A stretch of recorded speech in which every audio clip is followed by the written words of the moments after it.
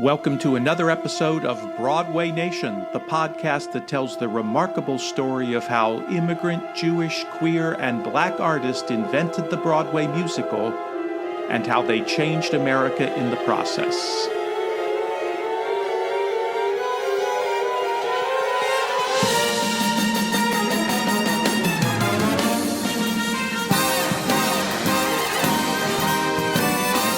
I'm David Armstrong, and I call this episode West Side Story versus the Music Man.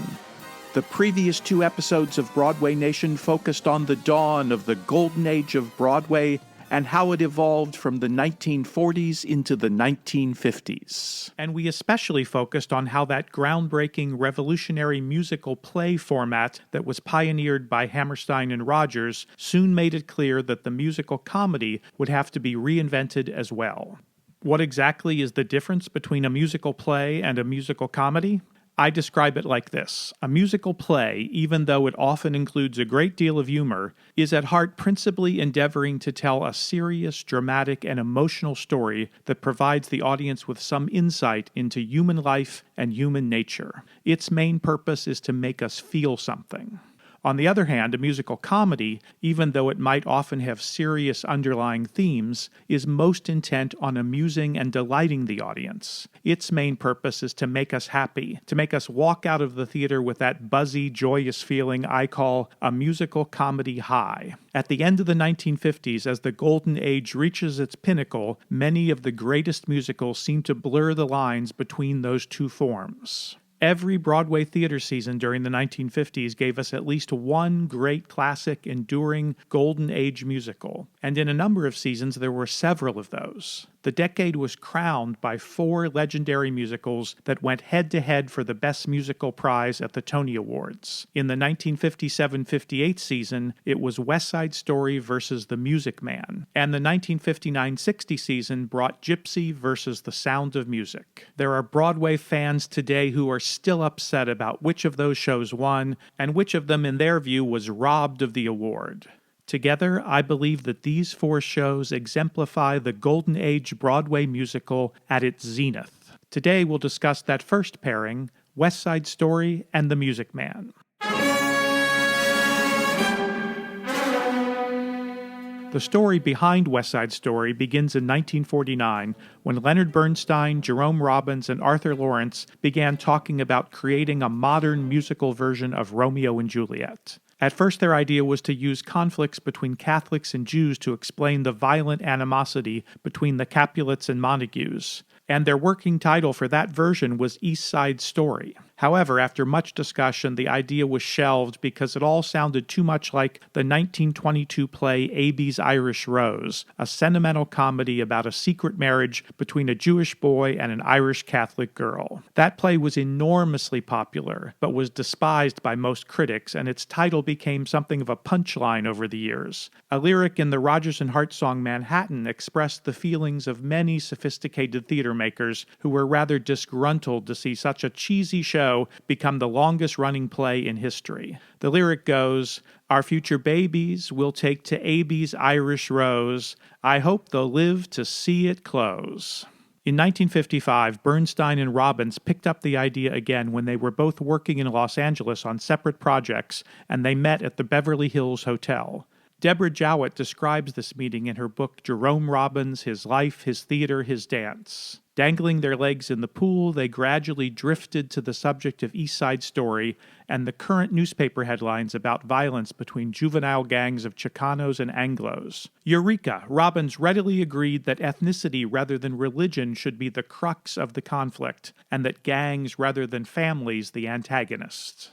In the end, the dramatic events of the play would be ripped from the headlines of New York's daily newspapers.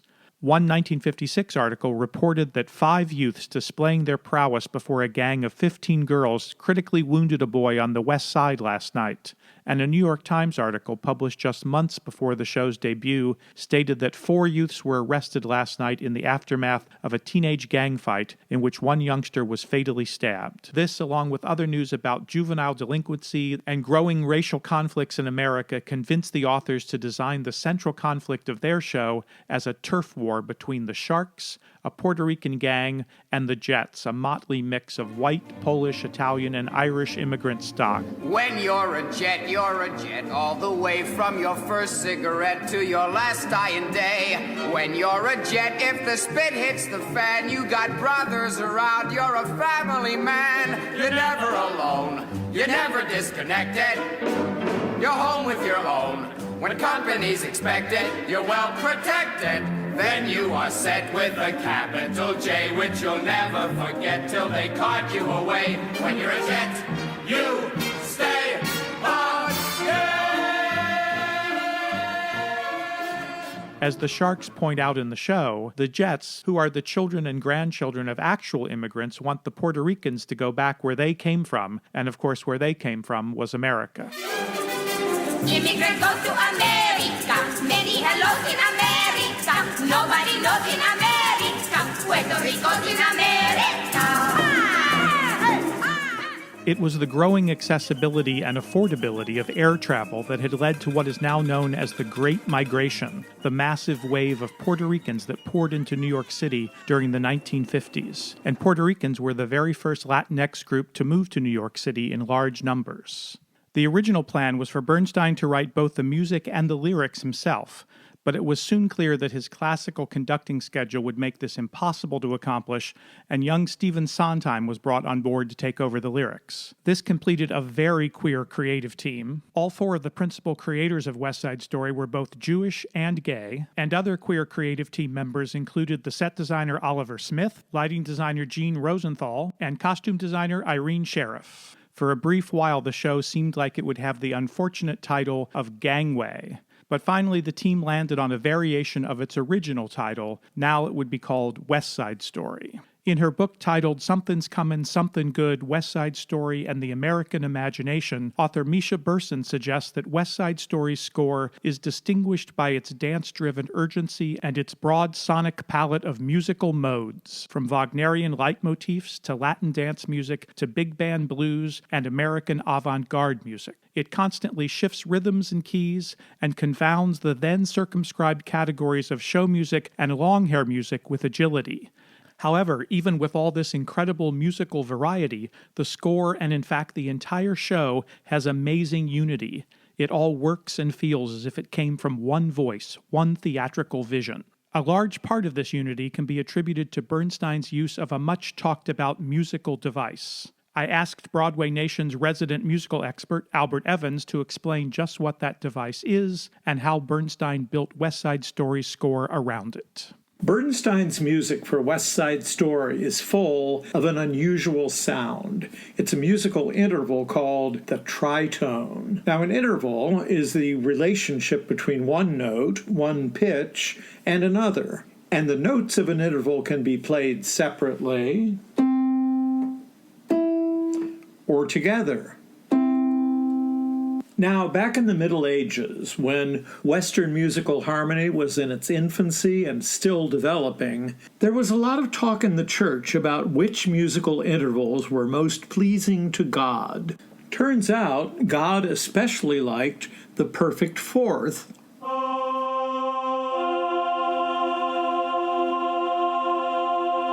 and the perfect fifth,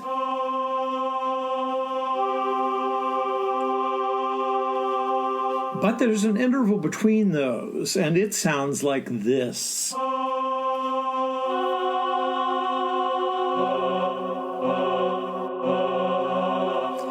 That nasty dissonance was considered so unstable, so offensive to heaven, that it was called Diabolus in Musica, the devil in music, the devil's tritone, and it was avoided at all cost.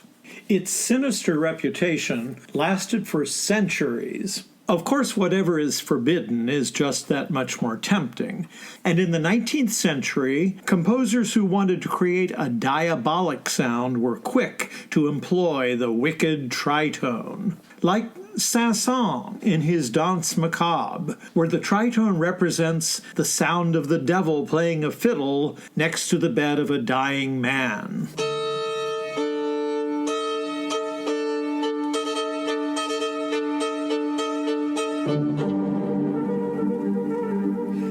There are so many other examples, including any number of heavy metal bands like Black Sabbath.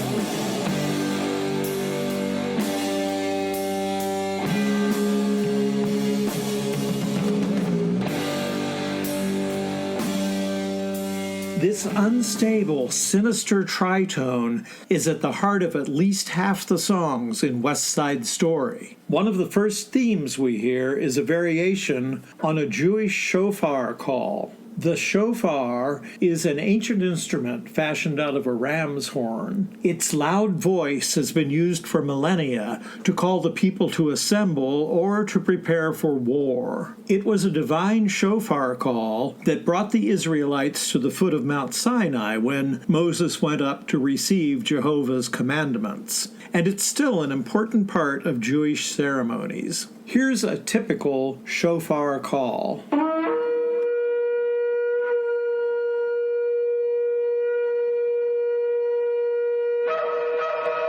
No tritone there, but Bernstein bent it to his purposes, altering a note to announce his story of an unstable world.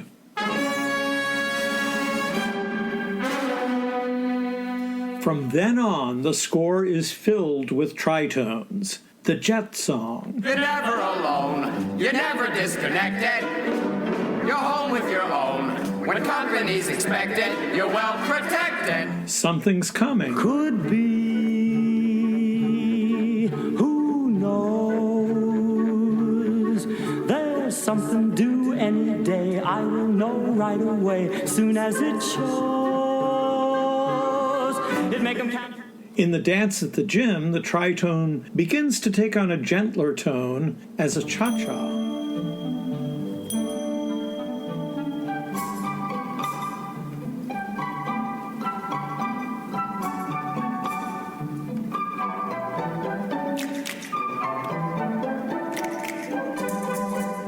Which later becomes the hyper-romantic Maria. Maria, I've just met a girl named Maria. Then it turns sinister and edgy and cool.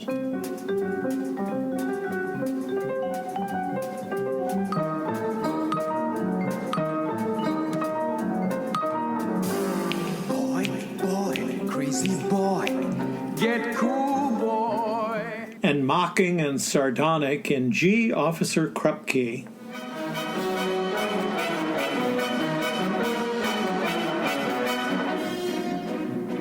Dear kindly Sergeant Krupke, you gotta understand, it's just a... Bernstein, Robbins, Lawrence, and Sondheim were unsure how audiences would react to West Side Story. And at first the response was mixed, everything from raves to walkouts. A few critics called the music tuneless. Maybe their ears just weren't accustomed yet to the tritone. It took a few years, but by the time the movie came out in 1961, West Side Story had won over America and the world and was recognized as a landmark of the musical theater. It's also made the tritone a standard item in the musical theater composer's tool chest, sometimes almost a cliché. We hear it everywhere, in dozens of musicals, in Michael Jackson videos, even in the theme song from The Simpsons.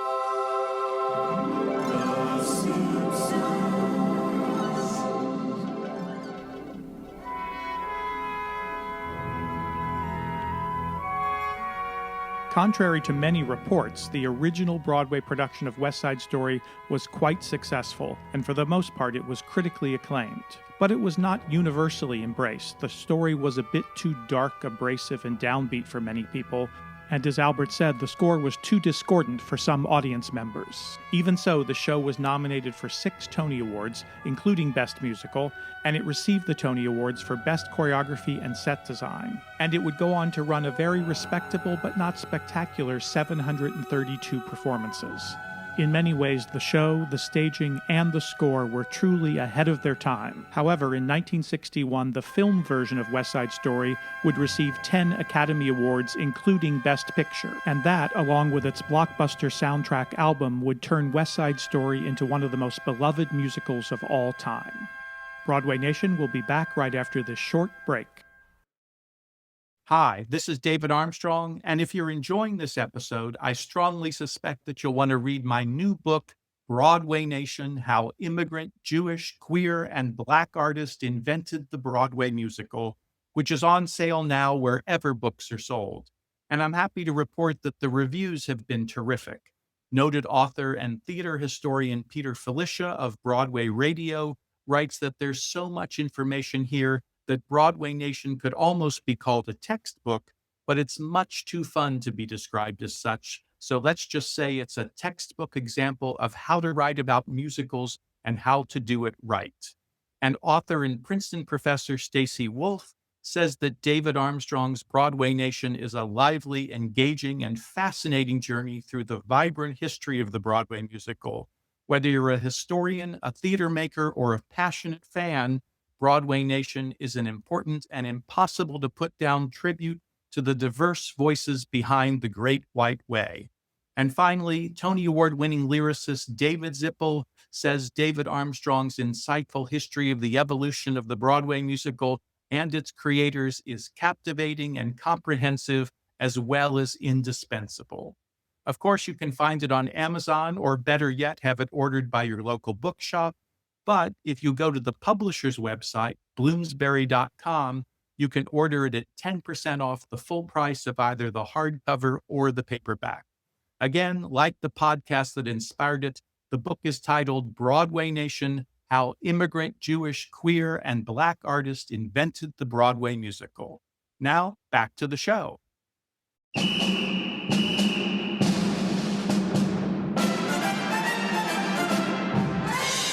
The Music Man is one of the only hit musicals in history to have its book, music, and lyrics all written by the same person, Meredith Willson. And the show was based on his own experiences and situations from his childhood growing up in Mason City, Iowa, where his mother was a music teacher. The character of Winthrop is in many ways a stand-in for Wilson in his youth. He learned to play the flute and piccolo as a child, and in high school got plenty of experience as a member of the marching band. He would live at home, however, only up to the age of 17, when, with a battered piccolo in his pocket, he took a train to New York City and enrolled in the Damrosch Institute of Musical Art, which later became the Juilliard School of Music. I've asked Albert to fill us in on Wilson's musical career prior to The Music Man. Wilson was a highly trained musician. As a young man, he played in John Philip Sousa's concert band. He played first piccolo, so he's the one you would have heard on that virtuoso piccolo counterpoint in The Stars and Stripes Forever.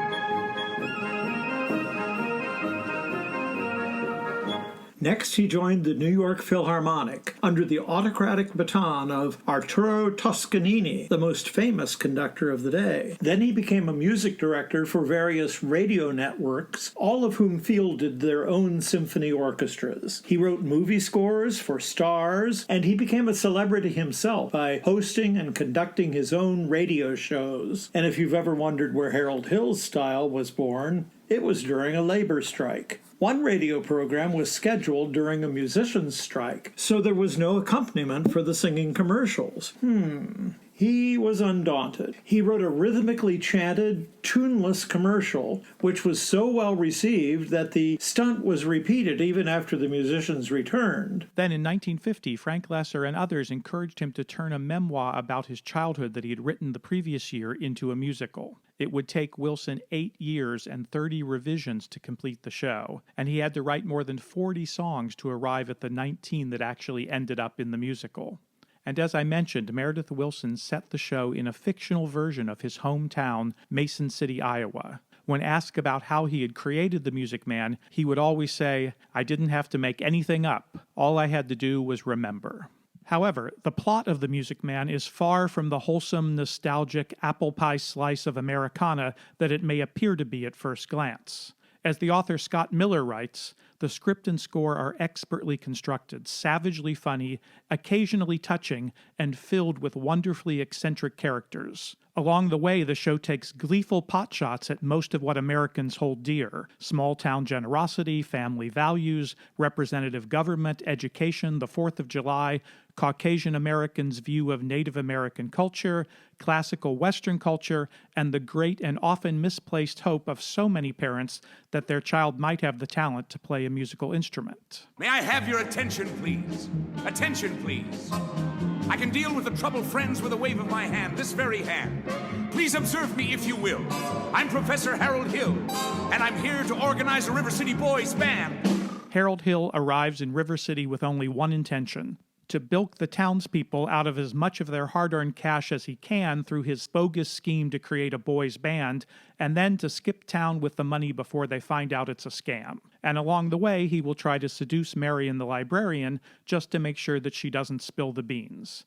And yet the audience loves Harold Hill and roots for him to succeed from his first line and through to the final curtain. Why do we root for this scoundrel? Because Meredith Willson deftly establishes a town that prior to Harold Hill's arrival is close-minded, isolationist, dysfunctional, and emotionally shut down. As the author Raymond Knapp writes, it is full of separate individuals that are distrustful of one another and prone to gossip and scapegoating, and it is continually undermined by youthful rebellion, bickering leadership, and the perceived threat of outsiders. Knapp goes on to point out that every one of those traits was mirrored in the post-Korean War, Cold War, McCarthy era of the 1950s. Just like West Side Story, The Music Man reflected the issues of the day. We are drawn to Harold Hill because we immediately understand that he is the life force that River City in 1912 and America in 1957 desperately needs to save it from itself, and as Knapp contends, to goad it out of its lethargic smugness, its summer doldrums, into recognizing the energizing power of community-based feeling and activity. It's perhaps no coincidence that The Music Man's queer director, Morton DaCosta, was also the director of the previous year's big Broadway hit play, Auntie Mame, and he also directed the terrific film versions of both of those shows. The characters of Mame Dennis and Harold Hill share much of the same theatrical DNA. Both are vibrant, charismatic disruptors that advocate for art, freedom, and progressive values, and vanquish the conservative, conformist, bourgeois beliefs that stand in their path. Mame's famous battle cry is "Live, live, live. Life is a banquet and most poor bastards are starving to death." And in a similar vein, Harold Hill tells Marion, "Oh, my dear little librarian, you pile up enough tomorrows, and you'll find you're left with nothing but a lot of empty yesterdays." One of the reasons this show is so effective is that every one of its story problems and complications is solved through music. At every turn, Harold Hill uses the power of music to galvanize River City into becoming a genuine community.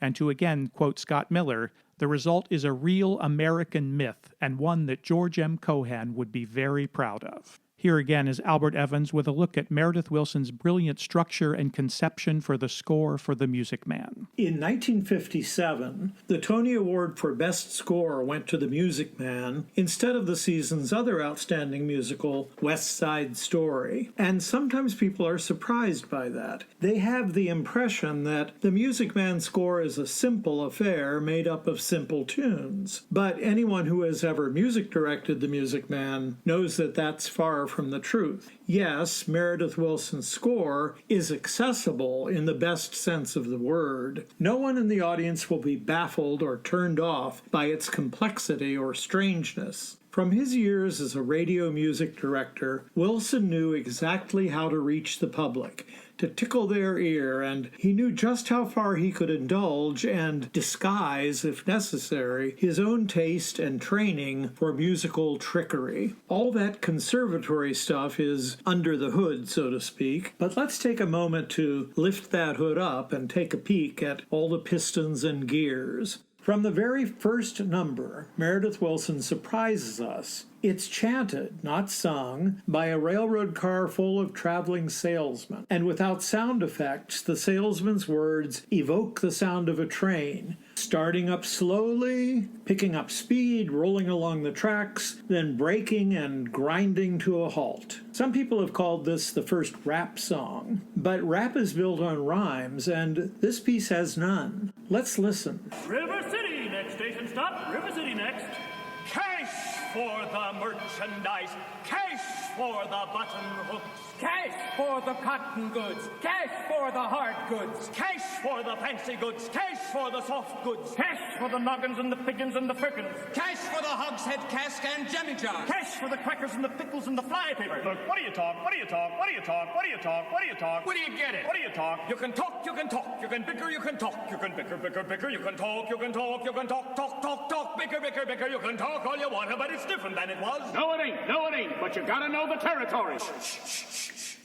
That's just one of the musical surprises in this wonderful score. The underlying theme of The Music Man is that there is music everywhere if you just open your heart to it. There were bells on the hill, but I never heard them ringing till there was you. Meredith's masterstroke is sometimes unnoticed by the audience, although they surely feel it subliminally. When we first meet Marian, the lonely town librarian, she sings a beautiful Wish on a Star song, Good Night, My Someone. Good night, my someone.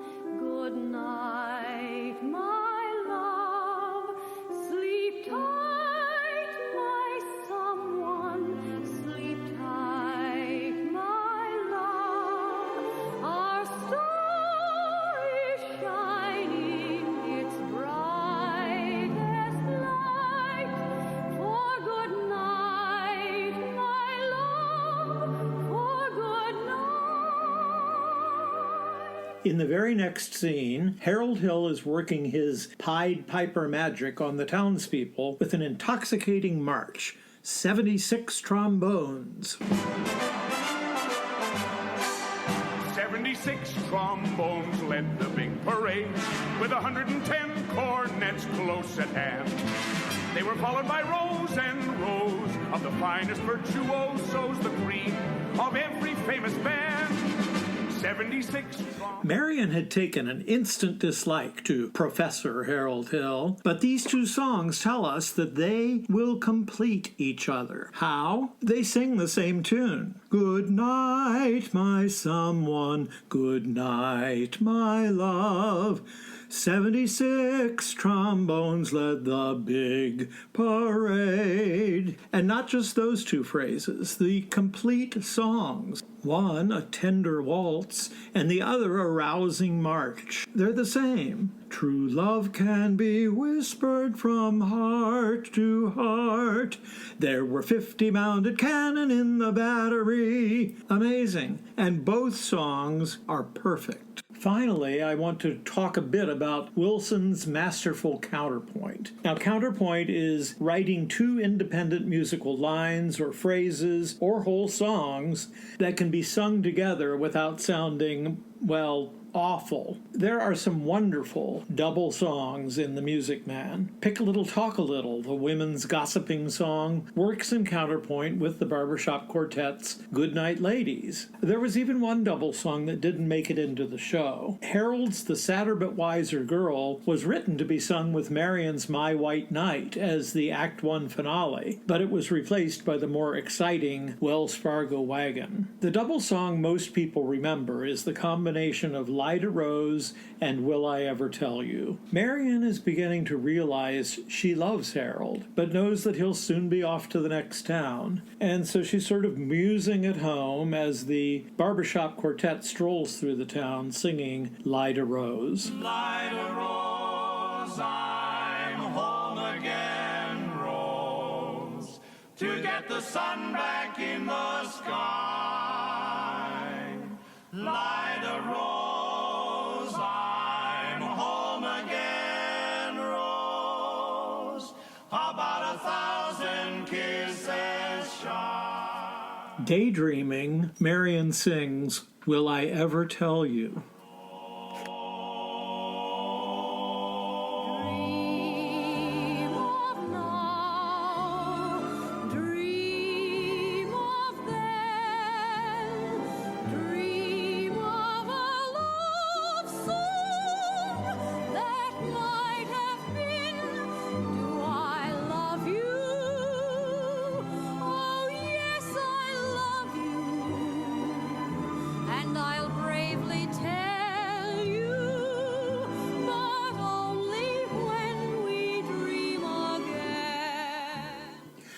Then, in one of those great moments of musical theater magic, both songs blend together.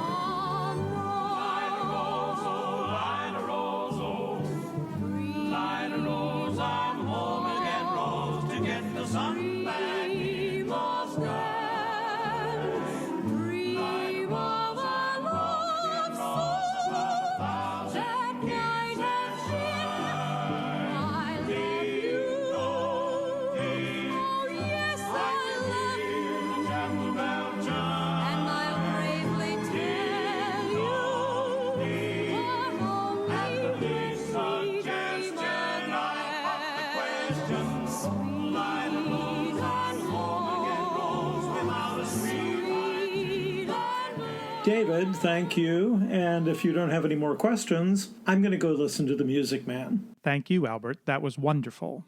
The Music Man became a massive hit, winning 5 Tony Awards, including Best Musical, and running for 1,375 performances. The original cast album received the first Grammy Award ever for Best Musical Theater Album, and that recording spent 245 weeks on the Billboard charts.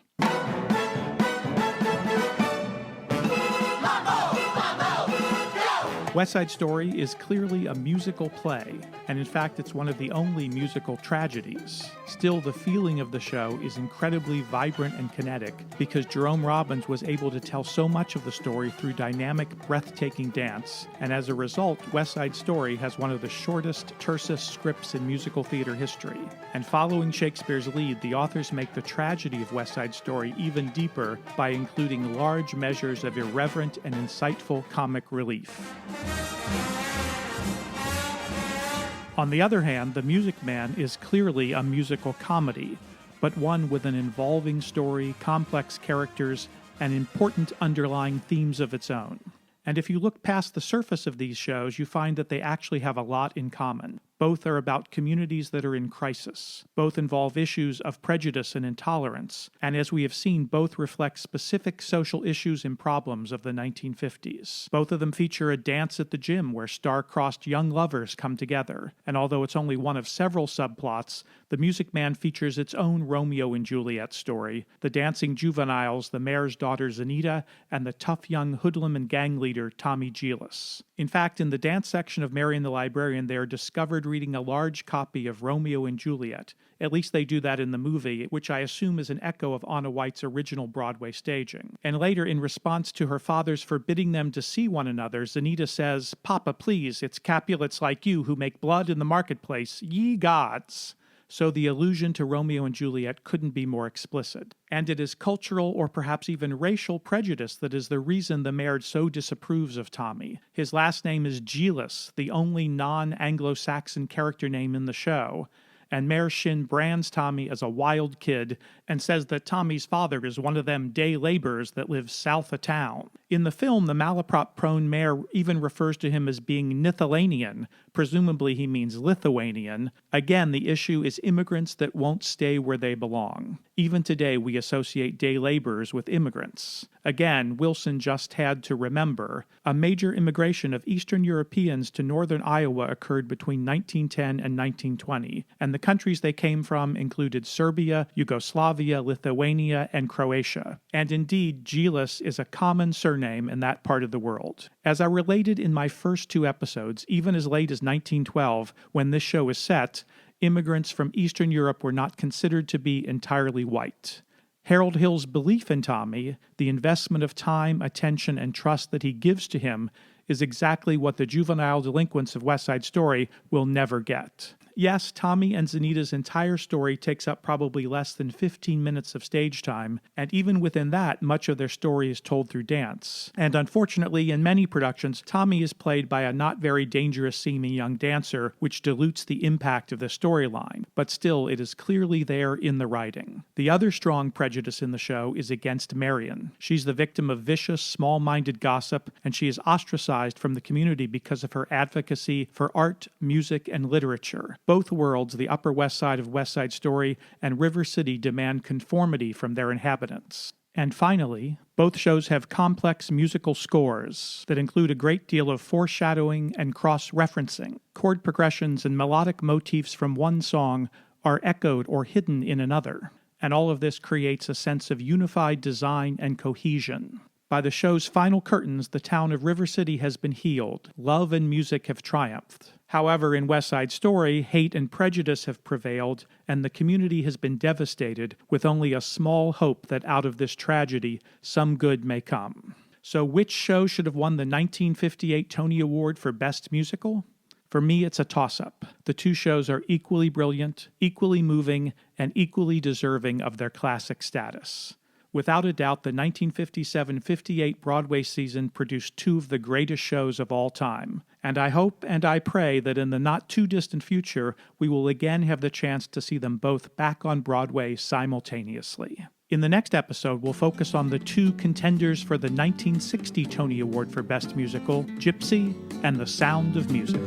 There were bells on a hill, but I never heard them ringing. No, I never heard them at all, till there was you.